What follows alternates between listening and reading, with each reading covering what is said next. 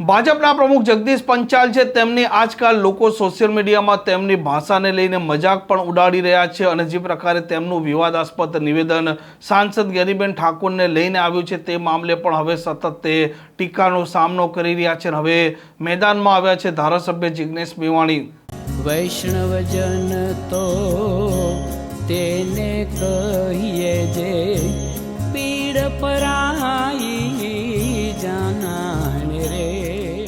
નમસ્કાર, આપ જોઈ રહ્યા છો નવજીવન ન્યૂઝ અને હું છું આપણી સાથે તોફિક ગાંચી। ભારતીય જનતા પાર્ટીના પ્રદેશ પ્રમુખ અને ધારાસભ્ય જગદીશ પંચાલ છે તે આજકાલ સોશિયલ મીડિયામાં સતત મજાકનું કેન્દ્ર બની રહ્યા છે અને લોકો તેમની ટીકા પણ કરી રહ્યા છે, કેમ કે જ્યારે મલ્લિકાર્જુન ખડગે ગુજરાતને લઈને નિવેદન આપ્યું હતું ને તે સમયે તેમણે જે પ્રકારનો વિડીયો બનાવ્યો હતો, આ વિડીયોની ખૂબ લોકોએ સોશિયલ મીડિયામાં મજા લીધી હતી અને ત્યાર પછી તે પાલનપુર જાય છે અને સાંસદ ગેનીબેન ઠાકોર છે તેમને લઈને એક વિવાદાસ્પદ નિવેદન આપે છે અને ત્યારબાદ સતત ગુજરાતમાં કોંગ્રેસના લોકો તેમનો ઠેર ઠેર વિરોધ કરે છે અને માફીની માંગણી પણ કરે છે। ગઈકાલે પણ કમલમમાં જે પ્રકારે પશ્ચિમ બંગાળમાં ભારતીય જનતા પાર્ટી છે તેની જીત થાય છે અને તે દરમિયાન તે વાત કરી રહ્યા હતા અને તે સમયે પણ તે લોચો મારે છે અને તે પણ અત્યારે સોશિયલ મીડિયામાં અત્યારે ચર્ચાનું કેન્દ્ર બની રહ્યા છે અને લોકો તેની મજાક પણ ઉડાડી રહ્યા છે। અને હવે જે પ્રકારે જગદીશ પંચાલે ગેનીબેન ઠાકોરને લઈને નિવેદન આપ્યું હતું, આ નિવેદનમાં હવે એન્ટ્રી થઈ છે ધારાસભ્ય જિગ્નેશ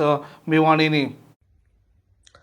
મિત્રો, બનાસની ગેનીબેન ઠાકોર વિશે જે પ્રમાણેના અભદ્ર શબ્દોનો પ્રયોગ જગદીશ વિશ્વકર્મા ભારતીય જનતા પાર્ટીના પ્રદેશ પ્રમુખે કર્યો એ તમારે મારે બનાસના લોકોએ, ગુજરાતના લોકોએ કોઈ પણ સંજોગોમાં ચલાવી ન લેવાય। એટલા માટે ગુલાબસિંહભાઈ રાજપૂત, આપણા પૂર્વ ધારાસભ્ય કોંગ્રેસ પાર્ટીના થરાદના, એમની કચેરી જે થરાદ વિસ્તારમાં આવેલી છે, ચામુંડા ગેસ્ટ હાઉસ 4 રસ્તાની બગલમાં, ત્યાંથી આવતીકાલ સવારે 10 વાગે રેલી નીકળશે, કલેક્ટર કચેરી સુધી પહોંચશે અને જ્યાં સુધી જગદીશ વિશ્વકર્મા માફી નહીં માગે ત્યાં સુધી આંદોલન રોકાવાનું નથી। આ આંદોલનમાં આવતીકાલે સવારે 10 વાગ્યાની રેલીમાં હું પણ ઉપસ્થિત રહેવાનો છું।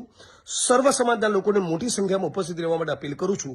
આત્મસન્માનની આ લડાઈમાં, બનાસની બહેનના આ સ્વાભિમાનની લડાઈમાં કોઈ સમાધાન કરવામાં નહીં આવે।